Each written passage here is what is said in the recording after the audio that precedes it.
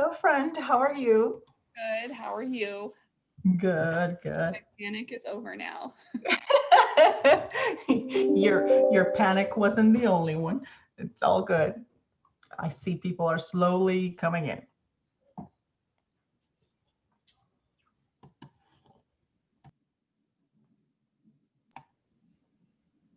So I will just introduce you and off you go.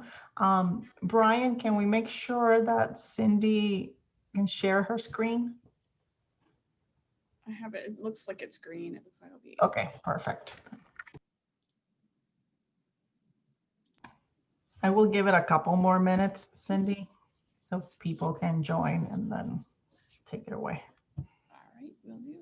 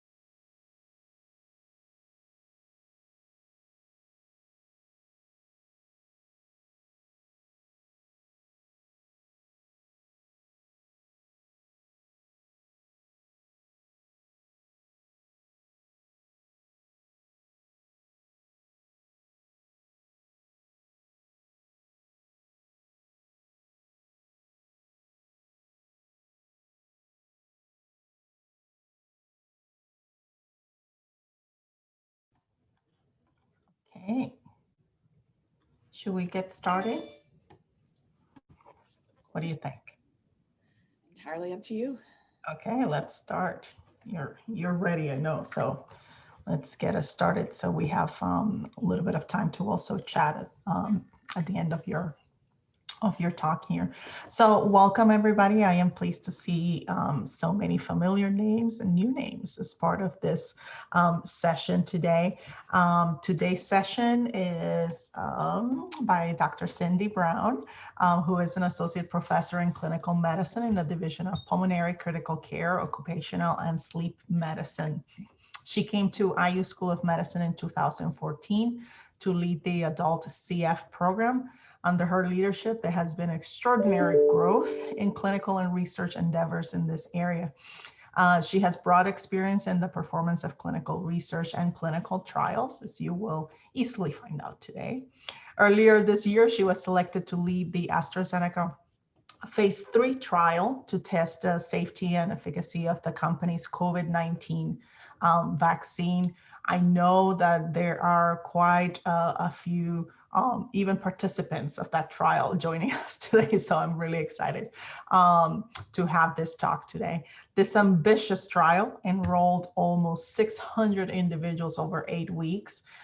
with the enrollment period ending at IU in late December. I asked Cindy to join us today to talk a little bit more specifically about the COVID vaccine hesitancy amongst minoritized groups.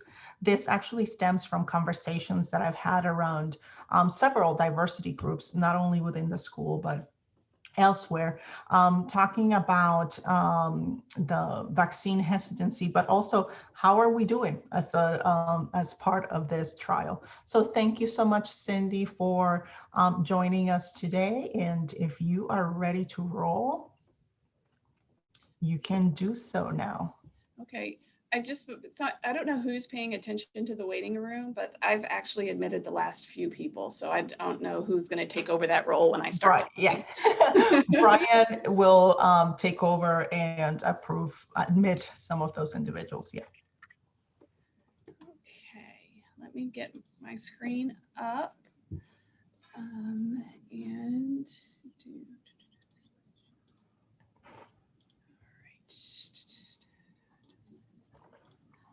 Okay, are you seeing my presentation okay? Yes, we are.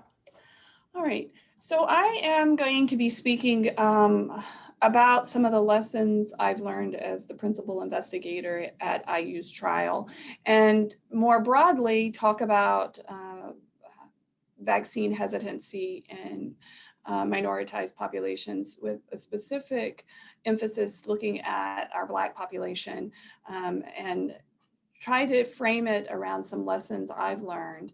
Of course, as a site principal investigator, this is a potential financial disclosure that I needed to offer up. So I'm going to start with the bad news.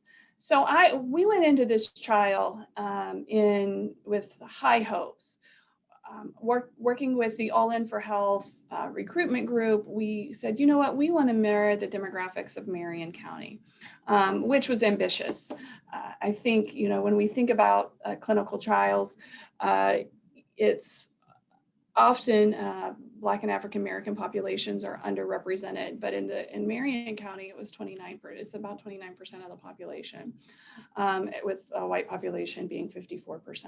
And as you can see, we ended our trial with only a 5% enrollment in the Black population, not even achieving necessarily what our state goal was. So I wanted to think about what we did wrong and what we could do better to represent our population. Now, without offering excuses, we do more closely mirror the demographics in the state of Indiana, and actually overrepresented the Hispanic and Latino population compared to our state population, but we continue to underrepresent the African American and Black population. So what went wrong? And this is called a fishbone diagram. It's something that's often used in quality improvement. And I'm sure I will miss many things. And I think this would, at the end, we can certainly chat about other things that we could do better. But I think, you know, there are factors specifically related to the trial, factors related to our individual recruitment strategy. And I really put this arrow back and forth between societal factors and factors related to the population we wanted to enroll, because really these are very much overarching and interactive factors here. So what about the trial? So the trial itself, and I think this is true for vaccine trials in general, is there was this pace of enrollment. Our initial recruitment goal was 30 individuals per day. Obviously, that takes a large team of individuals. And I'm sure all the other trials had similar sort of vicious pace of enrollment. When you're trying to drink from a fire hose like that, some of the things that we know that work well, like community engaged research and going into the community, becomes much more difficult when you're just trying to keep up with sort of the pace there. I also found internally within some of my interactions with AstraZeneca that the messaging wasn't always coherent, and that the recruitment materials provided to us, whether it was web-based recruitment, et cetera, were not particularly focused on including minorities. What about our own recruitment strategy? All In for Health is Indiana, based out of the CTSI. Excellent people. I've really enjoyed working with them. But when we think about our past strategies, including enrolling large numbers of families into observational trials, that doesn't always, it's not going to take into account issues around vaccine hesitancy that I'm going to go into in greater detail. It's not going to necessarily take into account some of the overarching mistrust. We failed to reach out to the Diversity Council at Indiana School of Medicine early on. And in fact, the first interaction I specifically had about this was when Silk asked me to speak to the Diversity Council. So there's lots of things we could do better. We didn't engage our community leaders. Our focus primarily was on community informed research, not community engaged research. And again, I think that was a failure. But then thinking about the overarching societal factors and factors that may be more prevalent in the population we were trying to reach is you can't talk about vaccine hesitancy without talking about systemic racism in medicine. This is historic. This is ancient. Unfortunately, has gone on for way too long. But this and we'll kind of talk about some of these factors, but this leads to some degree of mistrust in the medical and research community. Although, as I'll show you, our role as trusted advisors is very important in getting individuals to accept vaccines in the future. We also, thinking about the population we're trying to reach, they may not have jobs that allow them time off for participation. Anybody who does clinical research knows and understands it takes time. The first visit, you're may be at the site for 2 or 3 hours, and for people who work in an hourly wage job, this may not be possible. Lack of transportation to the site is also a possibility that could have influenced things. I want to direct you to an article that Dr. Nephew wrote and published yesterday in eClinical Medicine, and it was very timely and lovely, coincided lovely with this talk. And the whole thing is just absolutely beautifully written, but one of the things that stood out, this quote stood out to me very much so. So despite over 10 years of medical education, I walked in to get my vaccine with some uncertainty in my heart. If you cannot comprehend how my experience of structural racism can overpower a decade of medical education, then you will have a hard time understanding vaccine hesitancy in communities of color. So I think taking that into account, I kind of want to look at an overarching sort of theme and frame this around some of these ideas. A lot of the data that I saw was actually, and I thought some of the best data came from the Kaiser Family Foundation. And looking at groups that are most likely to be vaccine hesitant. And you can see this was a poll that was just performed over the time period from November 30th to December 8th. So kind of putting that in context, that was before the first emergency use authorization was given to the Pfizer vaccine, which came December 10th. And you can see when they asked a group of individuals, it was almost 1,700 individuals, of which 300 were Hispanic and almost 400 were Black. You can see that Black adults were the third most common group for saying that they probably would not or definitely would not get the vaccine, whereas Hispanic adults that were sampled and that included Spanish language consenters and pollsters were similar to white adults. But I think this deserves a deeper dive, and I think it's a more complex answer. And there's something to be learned, and I think there are opportunities here. So the specific question is, if a COVID vaccine was determined to be safe and effective by scientists and was available for free, would you definitely get it, definitely not get it, probably get it, or probably not get it?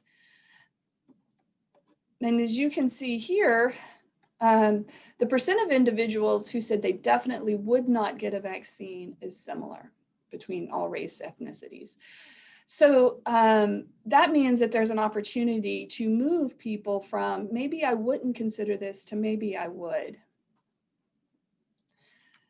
And however, the Black population had the lowest percent of individuals saying they definitely would get the COVID vaccine. So, you know, if you look at this the group that's white, non-Hispanic, almost half said they definitely would get it. And if you have, I think one of the things to sort of think about and frame early on is if you have sort of this degree of uncertainty going into it, this is going to potentially potentiate inequities in vaccine distribution and vaccine allocation, especially when we're talking about a scarce resource. But if you look here, we have 23% of people who said, probably not going to get it, and 3% who said, I don't really know. I think those are opportunities that we have as care providers to move those people from probably not to probably would. And we have to think about how we can increase education and trust around that.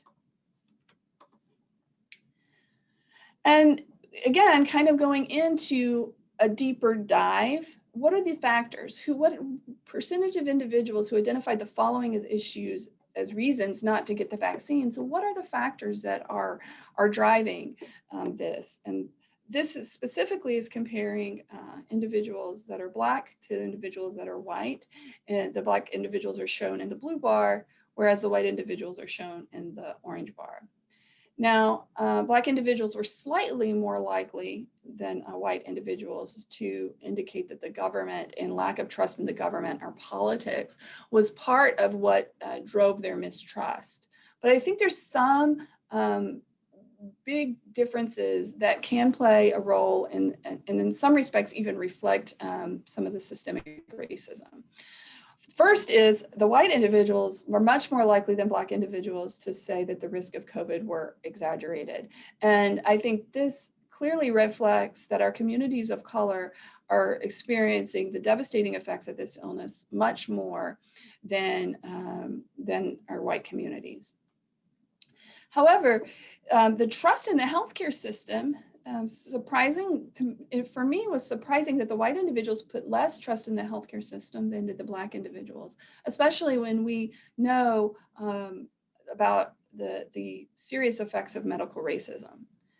Now, where the real differences come in are the idea of a lack of trust in vaccines in general, a concern about possible side effects that were greater in the Black population, and this specific concern that you would be worried about actually getting COVID from the vaccine. Half of Black individuals who said that they would not get the vaccine or probably would not get the vaccine were concerned about getting COVID from the vaccine.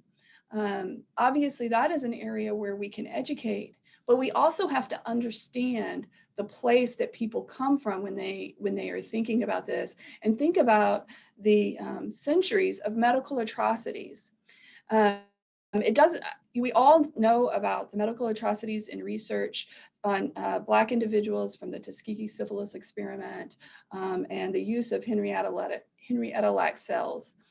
So I went specifically looking for vaccine mistrust and vaccine misuse, and you don't have to look far to find it. Thomas Jefferson, now this is from Monticello's site, that's his historic home. Now they frame this as he was able to vaccinate, including his slaves, some 200 people in all, but that's only part of the story. So the rest of the story is that this was an unfair, unjust experimentation on Black people. The vaccine that was obtained by Jefferson had been determined to be of dubious potency in past trials. And before he even considered injecting any of his white family and white neighbors, he injected over 200 of his slaves, including exposing some of the slaves to live smallpox. So this idea that you might be subjected to something inside of a vaccine can stem from a lot of horrible and unethical, unjust research that's been performed over centuries. And even if you go, there is a neglected story, and it does not highlight the fact that some of the earliest smallpox injections in the United States actually came from a Black man who was a slave to Cotton Mather in the New England, Boston area. And he described to Cotton Mather that how he had received variolation. So variolation for smallpox involved taking a small amount of live smallpox and injecting it into the skin and trying to just stimulate immunity through a local infection without a systemic infection. Obviously, with the advent of the smallpox vaccine, we got a procedure that was certainly less risky, because 1% to 2% of individuals from variolation could die. Now, some of the publications from this, unfortunately and not unexpectedly, did not include anesmus in the publications themselves. There were multiple publications about this. But ultimately, this led to a decrease in infection risk in Boston's smallpox outbreak of 1721. So this individual was not credited. His involvement was found out in retrospect. But you can see that in this smallpox outbreak, there was only a small number of individuals who agreed to the procedure, and that the death rate was 6 individuals who got the procedure versus 844 who did not. However, there was a lot of protests, particularly among the Puritans, who expressed a heavy racial bias as a heathen practice from Africa. So this was just yet another example of medical racism.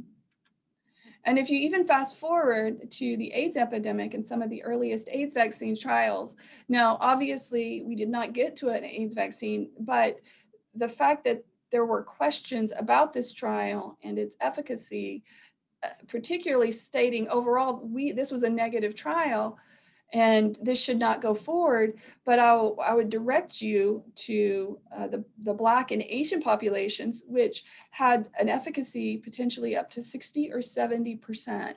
Now, this data to this day has never been published in a peer-reviewed journal. And so you have to kind of dig for it to look for it. And this is a missed opportunity for trust, because there was some this reported vaccine efficacy that you can find here actually stems from not looking at your statistics correctly.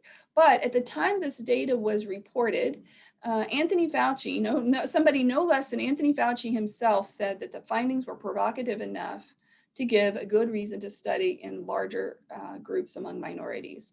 And if you recall, if you think about what was going on in the 90s and into the early 2000s, this disease was epidemic in our minority populations in the United States. Once they went back and reanalyzed the data, they didn't look for the multiple subgroup comparisons and found that there was a 22% likelihood. So the p-value went from 0.02 to 0.22. So I think but it's important because Harriet Washington wrote a book called Medical Apartheid in 2006. And in this book, one of the things that she said that social justice demands continued evaluation of AIDS vax, and that there was room for doubt in this data. So without a good transparency, we will continue to have vaccine mistrust among our populations. Now, jumping forward to where we are in the pandemic, this was an AFP infographic from September. As you know, we are way beyond this. but I think in my mind, it's mind-boggling to step back to think that January 20th of just 1 year ago, they were just starting to report some cases in the Asian continent outside of China. And we hadn't had our first case in the United States yet. So what a difference a year has been when you think about all the death and suffering that we have taken as individuals in our communities.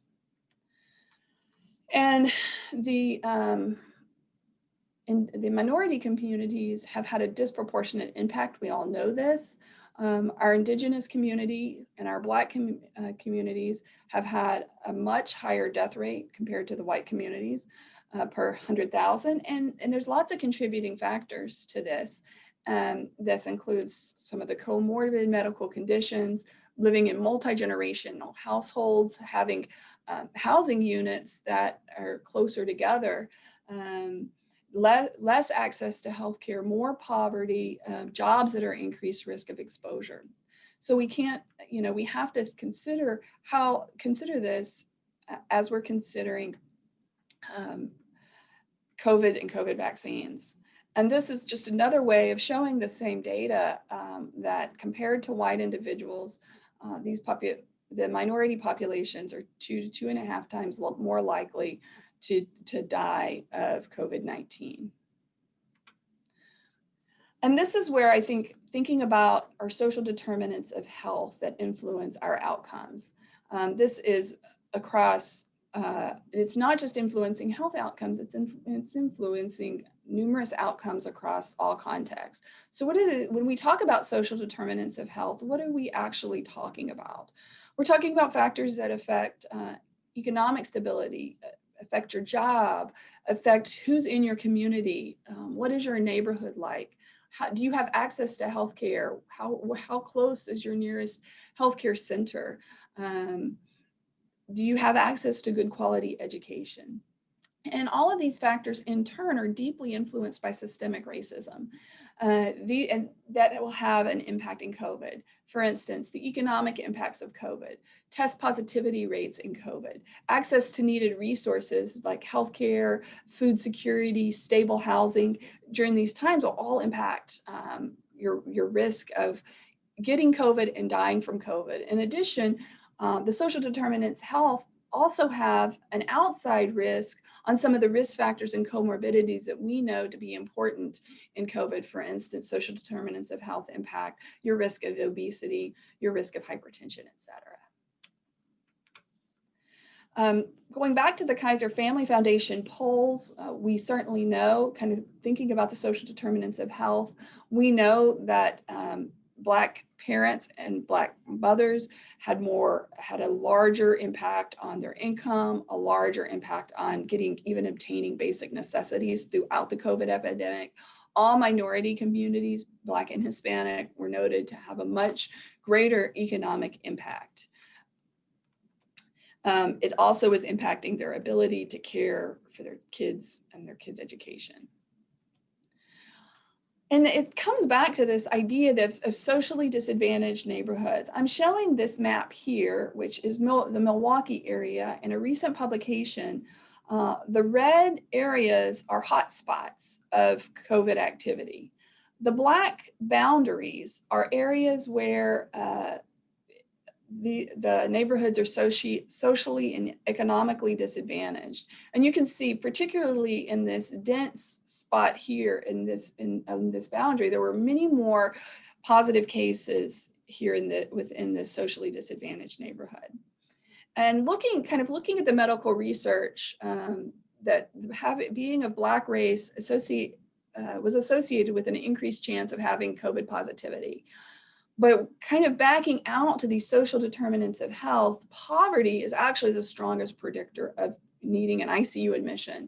And poverty increased the risk by 50% in Black individuals of ICU admission and 4 times in all other races. So again, it's multitude of things.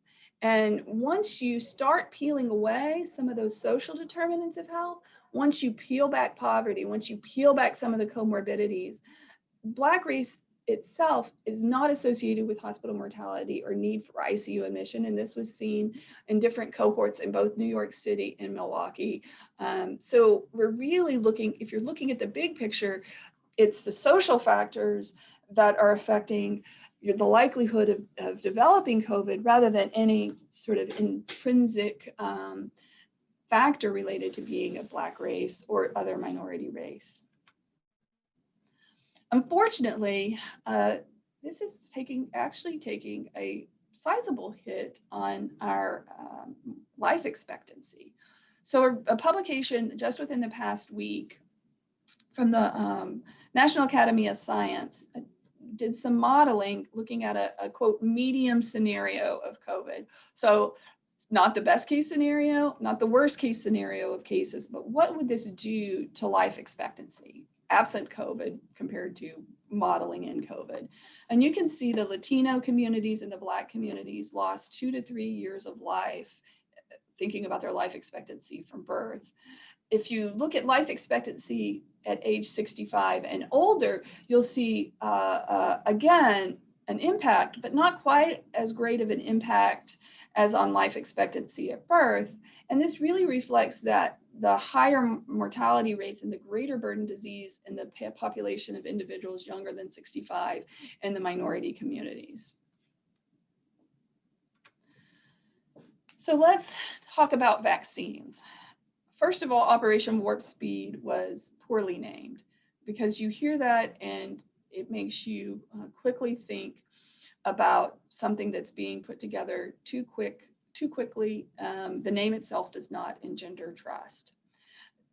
But when I think about, like, there's two factors, and when I'm trying to explain to people about why we should trust this process is, we were enrolling in the midst of a pandemic. We had unprecedented numbers of people, interested in participating in clinical trials.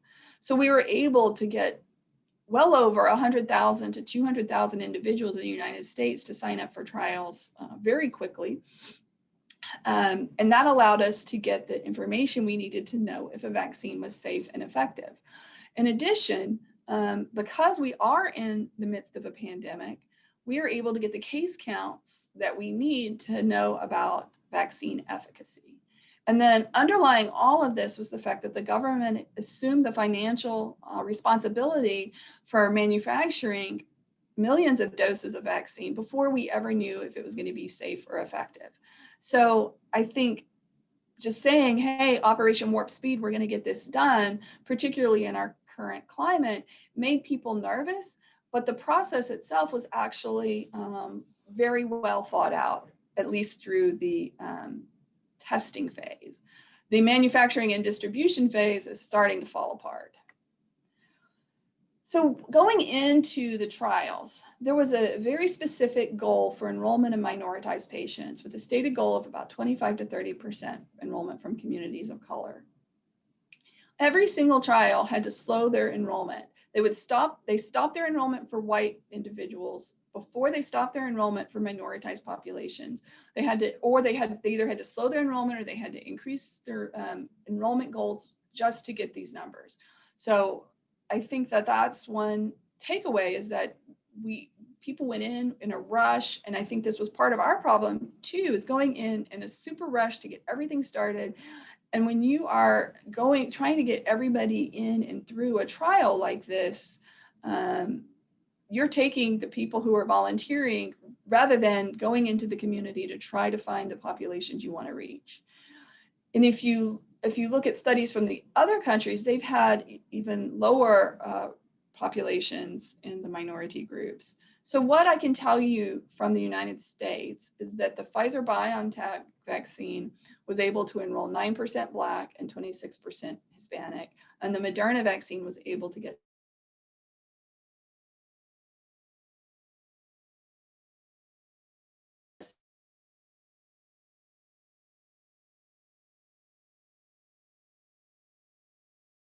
in the United Kingdom, less than 1% of individuals in the United Kingdom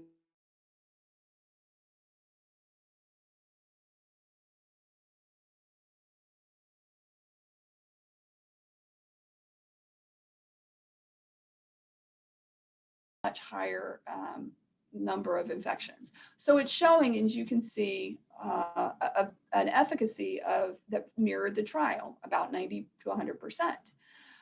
But the other thing I want to call your attention to is the numbers of individuals.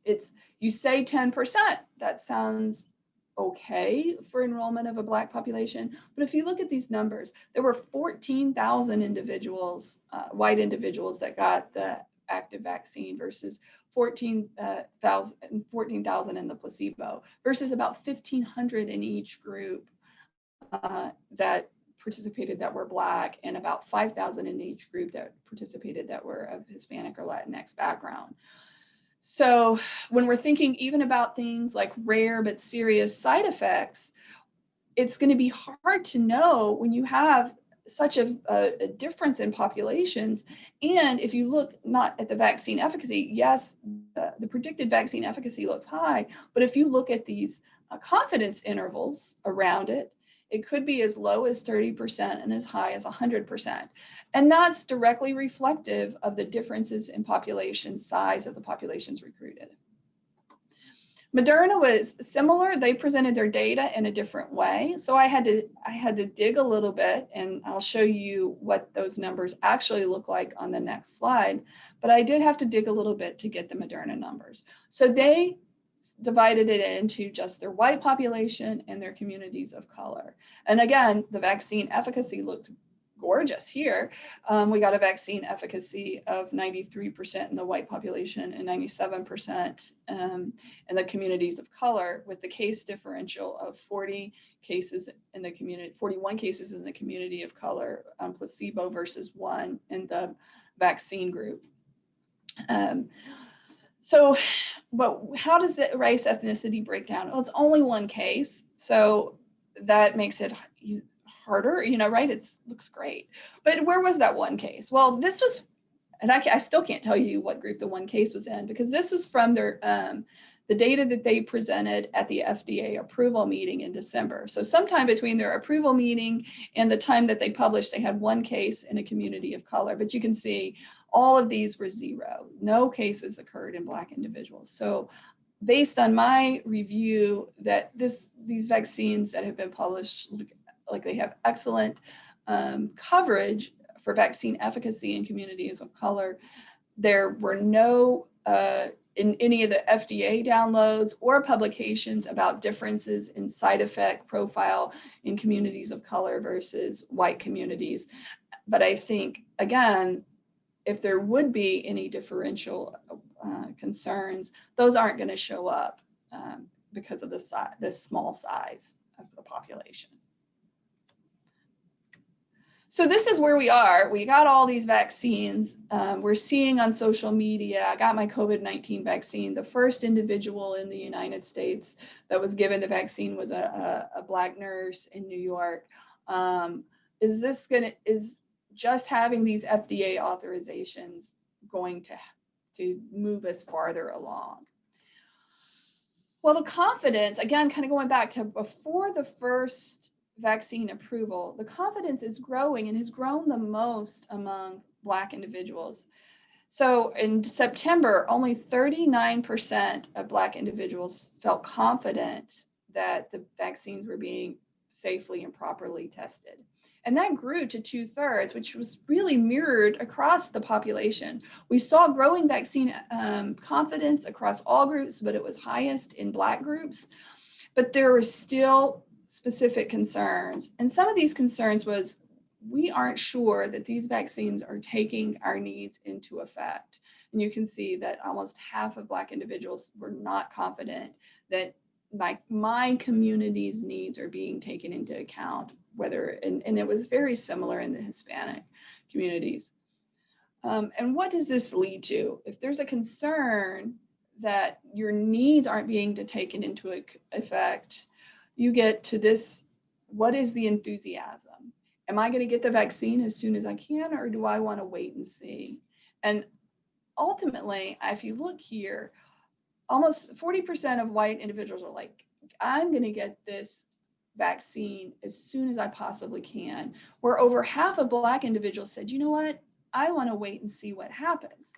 When you have a limited resource like we have right now, this really can contribute to a significant inequity in vaccine distribution.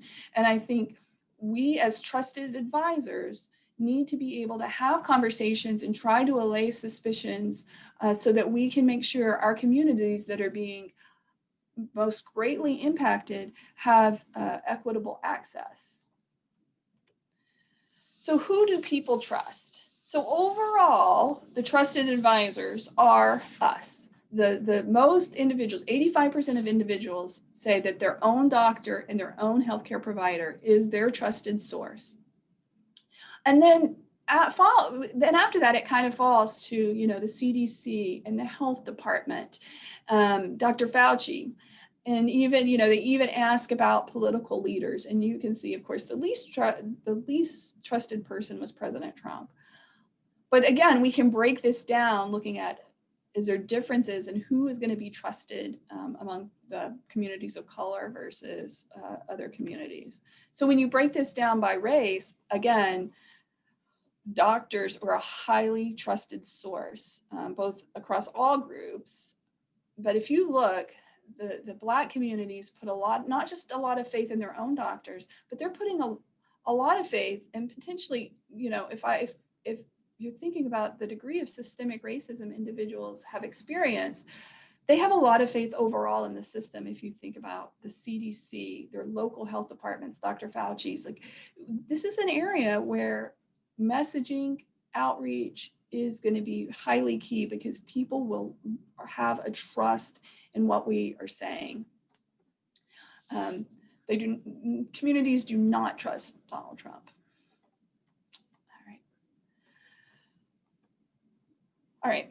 Unfortunately, we are going to lose our opportunity and lose our trust if we don't address inequity in vaccine distribution. It's already being noted and it's already happening. We've only been administering vaccines for a little over 4 weeks, and not every state has made this available yet. Actually, very few states have made this available yet. But you can see the orange dot is the share of individuals vaccinated who are Black. The blue dot is the state residents who are Black, and then the black dot is the percentage of healthcare workers. So if you look at where Indiana is, our percentage of individuals who are Black is less than 5%, not mirroring the state residents and not mirroring the healthcare workers who are Black. And you can see across all the states reported, it was really lagging behind. And this represents that same data in a different way, directly comparing Black vaccination rate versus white vaccination rate, not just saying, are you lagging behind your percent in the state's population, but are you lagging behind your white counterparts? And you can see in Indiana, when this data was collected, which was January 14th, so not quite a week ago, that in the state of Indiana, white residents were 2.5 times more likely to be vaccinated than their Black counterparts. And the discrepancy was the greatest in Pennsylvania, where white individuals were 4 times more likely to be vaccinated compared to Black individuals. This I just accessed yesterday, so just a few days later, because that's just not necessarily the whole story. But if this is looking at the percent of population versus percent vaccination, and you can clearly see, looking at race, ethnicity, Black individuals and Hispanic individuals are lagging behind in similar fashion. There is still a certain amount of the demography of the individuals getting vaccines that is unknown. And if all of the individuals who are unknown were Black, it would equal out the inequities. But if they're all white, it's going to markedly make that different. So we are in a situation, however, where there's still some unknowns, but we are, I think, failing in our equity of distribution and equity of messaging. So I'm going to end with a couple of ideas on the next few slides about what are our missed opportunities. So in clinical research, I think our missed opportunities were to develop community-engaged partnerships, where if this is a continuum of how to build community-engaged research, we stopped at community-informed. right? So our attitude going into the trial at best was using the media outlets, creating videos, creating messaging that included people of color. We had a town hall in early November that included myself, an individual over the age of 65 who was a white man, an African-American woman who was in her 30s, and a doctor who was Hispanic, talking about reasons to participate in the trial. How much that got out there, it's hard to know. If you're not engaging the community, you don't know if your community informed research is influencing attitudes. And we didn't go beyond that piece, and that was a failing. So what could we have done? I could have started with our local diversity council, because I have a group of individuals that are committed in our institution at increasing diversity, and they would be able to help include the community across multiple areas. We could have engaged things like the Indiana Minority Health Coalition and the Marion County Department of Health. We were limited in being able to go to the community for vaccination because everything had to be done on site here at university. But we could have potentially developed, if we were messaging right, vaccination days around perhaps a certain community. So, time was not on our side in order, to do this. And I think retrospect is always, hindsight is always 2020, but we could have done better. What are our missed opportunities going forward here? How do we get vaccine acceptance in the community? I downloaded this map from savvy.org, which shows in the COVID impact, the zip codes in and around Indianapolis that have had the highest COVID impact. The communities on this east side are more likely to be minoritized communities. There is certainly minority populations over in the 46222, but it's certainly a less or a more diverse with a cross section of Black individuals, Hispanic and white individuals. And the stars indicate where we currently have vaccination sites. So you can see that the vaccination sites, and there's several vaccination sites here in and around us, but the vaccination sites are missing some of our communities of color. And that goes back to this equitable distribution. The Marion County Health Department, I'm sure, will open more sites as things move, but most of the vaccine sites are currently housed at hospital systems, St. Vincent's, the different community network hospitals, with an initial focus particularly on their healthcare workers and less of a focus in the minority communities that they serve. I also think that we have been hampered in the big picture about having a coherent and cohesive national vaccine distribution plan. In the state of Indiana, we're strictly basing on age. We're not looking at other factors related to risks in minorities at the present time. People have argued that we do need to include a vaccine allocation plan that considers your likelihood to acquire COVID and suffer ill effects from it.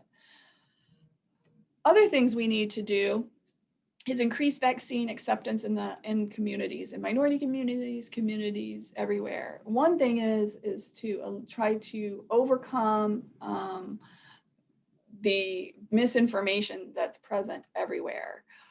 I didn't have to look far. I only had to look to my sister-in-law's page to get Facebook page to get post after post after post of vaccine information. The vaccine's going to kill you. It's going to change your DNA. And it's everywhere. It's pervasive. So we need to combat misinformation, try to find out what people are considering, what people are thinking, provide culturally competent communication, acknowledge fears, acknowledge the systemic racism, and engage trusted community leaders in development of the vaccine acceptance, and try to find out what do people need to hear, how do we make sure that we get the vaccine into the arms of the people who need it most.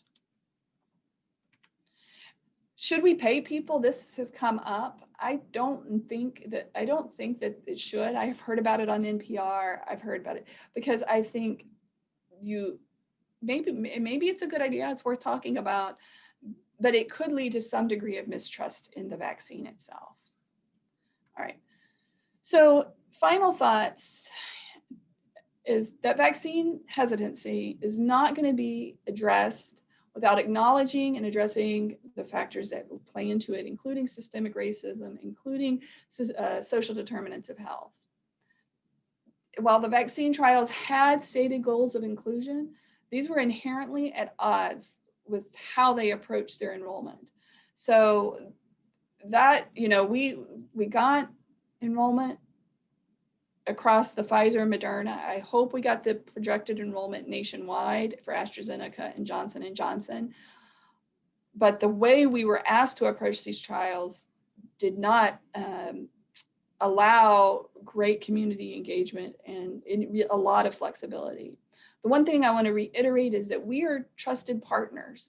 We need to be open, transparent, and be able to communicate. And finally, we are already failing minority communities in equitable distribution of vaccines. So developing a more cohesive and coherent national and state and local vaccine distribution is very important. So I'll stop and open it up to discussion and questions. And I appreciate the time that Silk gave me to talk today. Thank you, Dr. Cindy Brown. If I may, I'll continue now to refer to you as Cindy, as a friend. Thank you. Thank you very much. This was a great talk. I'll open it up for other participants. If you don't feel like showing your video or your face on camera, you can also just put your questions on the chat. I'll ask one question while you all get your typing fingers ready. One of the things that you said today, it's in this final thought here about how vaccine hesitancy cannot be addressed without acknowledging and addressing systemic racism in medicine. And I just wonder, especially around Indianapolis, especially with what transpired in regards to Dr. Susan Moore's death, if you have heard in any case, or maybe somebody in the audience may have heard if this could have potentially an impact once again on our minoritized groups within Indianapolis thinking twice about the COVID vaccine, and I'll open it up. Yeah, I have not gotten any specific questions or concern either from participants in the trial or my own patients, but I'd be interested to hear if others have. This is Francesca. Dr. Brown, great job with the presentation. It was very, very informative. I just wanted to kind of say what Silk was saying, like, I haven't heard any patients directly say that that particular physician's death has impacted their thoughts about the vaccine. But I think your first bullet here about vaccine hesitancy not being able to be addressed without addressing systemic racism in medicine, that goes to show why it's so important, because it's not just one instance in which these types of things happen. There are instances plural, and so you just have to kind of acknowledge that yes, they happened in the past, and the African American community tries to move past those things, and then there are other instances that kind of come about that make you kind of have mistrust again. So I think it has to be a continuing conversation about systemic racism. And I do think that even now when we have patients in clinic, right now in Indianapolis or in Indiana, it's not available to everyone, but I've started having conversations with patients now about their thoughts and trying to use a little bit of that time in clinic to answer any questions that they may have, especially since you said that healthcare providers are, one of the main people that they're looking to in terms of guidance about if they should get the vaccine. And I would ask, should we as a health system at IU Health and Eskenazi start to develop messaging, outreach, not just rely on health departments? How do we address this institutionally, the School of Medicine? That's a great point, Dr. Duncan, especially, bringing up a unified message already from our physicians and healthcare workforce that is already talking one-on-one with patients about the vaccine. Sounds like a really good approach. Anybody else in the audience that may have questions for Dr. Brown? I have a couple of more, but one of them was related about the public health message. What kind of public health message would you like to see? I read a couple of articles over the weekend that specifically talk about our failures in that unified public health message, even perhaps personalizing and humanizing the vaccine a little bit more. Statements such as, if you have the vaccine, you can hug your grandparents, or things that really hit more home. What are your thoughts about what would a unified public health message look like? I think what it can't, this is helpful, but it can't just be social media posts of people of color in minoritized communities getting the vaccine. It has to be more personalized. It has to be some degree of outreach. I like that idea that once you're, I like the idea that once you're vaccinated, you can hug your grandparent in theory, but I think we also have to make sure that it's also reiterated that it's highly effective, but it's not 100%. And so you can't take your mask, you can hug your grandparent, but don't take your mask off, if you will. But I think, and I didn't mention this, but I think one of the other things that when I have this conversation with people, it's not just the case numbers, it's the severity of disease. And when we're thinking about the numbers of people who are dying, the outsized numbers in our minority communities, this vaccine has been 100% effective in preventing severe disease. People don't get sick and go into the hospital. So if it can convert your severe COVID to a milder case of COVID, then that is something that would have a significant impact both for health and your economic viability as well.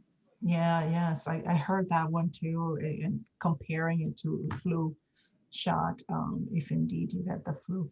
Hannah, I see you posting. Would you like to verbalize that, or would you like me to read it? I just wanted to drop a link to a short New York Times piece that I read this morning, and just to be clear with you, it's a little off topic. It's not about vaccine hesitancy or these minoritized groups that we've been discussing, but it's a really interesting kind of discussion about messaging around the vaccine and how it's been the term they use is undersold so far. So I would encourage everyone to read it. Yeah, undersold. Maybe that's one of the ones that maybe I read this weekend or yesterday, whenever it was.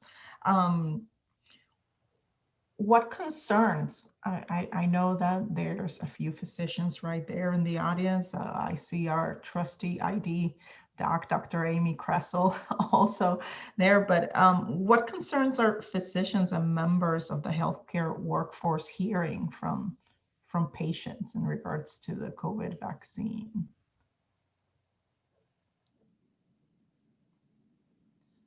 I think the one I hear most is that, was it done too quickly? This was too quick for it to be safe. I've even had people ask, because we've talked so much about trials, not me personally, but they've heard so much about it globally. Am I going to actually get a vaccine, or is somebody going to give me a placebo? Even after it's approved. So there's still that degree of fear. and the side effects aren't going to be known, right? Like that's a big one. It came out so fast, we don't really know the side effects, and a lot of education around, well, most vaccine side effects occur very quick, shortly after vaccination, so that the trials would have been able to pick those up. Mhm. Good. So it's hear 1 o'clock. Any last comments? Sure, Francesca. I was just going to say, I hear a lot of patients also wondering, just in terms of kind of like what Dr. Brown was saying, how the vaccine was I distributed amongst different states and things. Like a lot of patients asked me, like, well, as a physician, you know, which one did you get? Kind of trying to figure out if physicians are getting the better vaccine and then patients would be getting a vaccine that would be less effective. So I feel like that's been like a lot of the questions that I've been hearing from patients as well. And I think that's going to become more of an issue, right? When, say, AstraZeneca, if AstraZeneca stays at that 70%, 60 to 70% efficacy, and that's the one that is easily distributed to, because it's only in a refrigerator, are we going to hear that more frequently? That the physicians got the one that was 95%, and the people now, you know, where we're seeing this racial distribution favoring white individuals, if we have something that's more that's cheaper to make, that stores in a refrigerator, are we going to hear from our communities of color that they got the less effective vaccine? Yeah. Especially if they're taking a wait and see approach. Yeah. And I see Dr. Kressel also pointing out the J&J vaccine. Well, with that said, thank you very much, Cindy. We will have this session. It has been recorded, so we will have available. Most likely, we will make it accessible through the department's DEI YouTube channel, and we will send information of where to access this. I posted a reminder in the chat that on Friday, as part of MLK week that we started today with Dr. Cynthia Brown talking about the COVID vaccine hesitancy, we will have Dr. Edwin Lindo talk specifically for Grand Rounds about the pathology of racism, living through injustice. Dr. Lindo is the Assistant Dean for Social and Health Justice at University of Washington School of Medicine, and I hope to see you all there. Thank you, Cindy. Thank you. Bye, everybody. Bye.